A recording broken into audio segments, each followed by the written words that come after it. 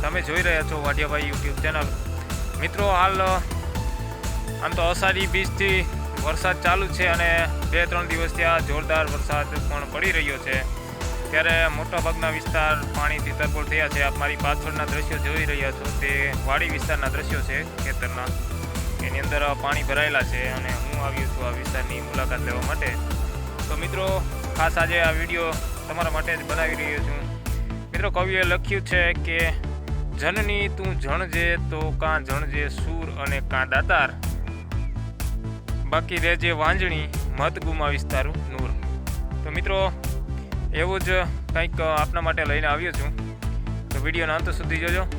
મિત્રો અમારા મિત્ર શ્રી મહેશભાઈ રાઠોડ કે જેઓ ક્રિષ્ના ઇન્ટરનેશનલ સ્કૂલ ચોરવાડના સંચાલક છે અને તેઓએ કોરોના કાળની અંદર પણ હજારો લોકોને અનાજની કીટો, દવાઓની કીટો તેમજ એ સિવાય ઓક્સિજનના મશીનોથી લઈ અને ઘણી સેવાઓ આપી હતી, અને એ પણ ફ્રી ઓફ કોસ્ટ। તેમણે માળિયાહાટીના તાલુકાની અંદર, માંગરોળ તાલુકાની અંદર તેમજ છેક ઊંડા વિસ્તારના ગામડાઓની અંદર પણ ભરપૂર સેવાઓ આપી હતી, અને ત્યારે અમે તેની ટીમની અંદર સહભાગી થઈ અને અમે પણ લોકોને મદદરૂપ બન્યા હતા।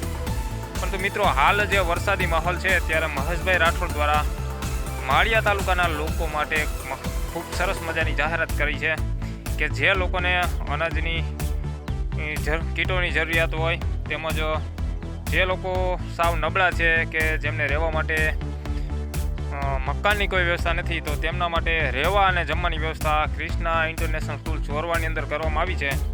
તો જે લોકો જરૂરિયાતમંદ છે તેઓ વધુમાં વધુ લાભ લે તેવું પણ જણાવ્યું છે। મિત્રો અહીંયા સ્ક્રીન ઉપર તેમના નંબર શો થઈ રહ્યા છે, આપ નંબર ઉપર એમનો સંપર્ક કરી શકો છો। તો આવો સાંભળીએ શું કીધું મહેશભાઈ રાઠોડે। મિત્રો વિડીયો સારો લાગે તો લાઈક કરજો, શેર કરજો અને કમેન્ટ બોક્સમાં તમારા કિંમતી અને બહુમૂલ્ય પ્રતિભાવ આપવાનું ભૂલતા નહીં। મિત્રો વિડીયોને વધુમાં વધુ શેર કરજો જેથી જે જરૂરિયાતમંદ લોકો છે ને તેના સુધી પહોંચી શકે। જરૂરિયાતમંદ લોકો એટલે કે જેમને મકાન રહેવા માટે નથી અને જેમને હાલ કામ ધંધો બંધ હોય ત્યારે તેઓને ખાવાના પણ ફાફા થઈ પડતા હોય, ત્યારે મહેશભાઈ રાઠોડ દ્વારા સરાહનીય કામગીરી કરવામાં આવી છે। તો મહેશભાઈ રાઠોડ માટે કમેન્ટ બોક્સની અંદર જય સોમનાથ લખવાનું ભૂલતા નહીં। મિત્રો આવો જોઈએ વિડીયોને।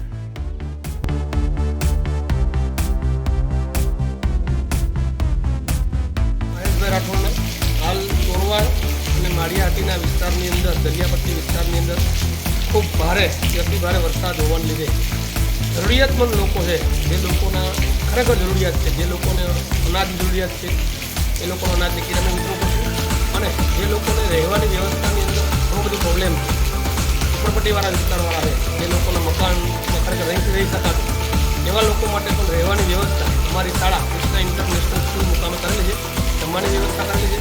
જે પણ કોઈ જરૂરિયાતમંદ વ્યક્તિ હોય, જે પણ વિસ્તારની અંદર કોઈ જરૂરિયાતમંદ લોકો હોય કે જેમને પરિવારને અનાજ ન હોય, તેમનો પણ અમારો સંપર્ક કરવો, ક્રિષ્ના ઇન્ટરનેશનલ સ્કૂલ મહેશભાઈ રાઠોડનો કોન્ટેક્ટ કરવો।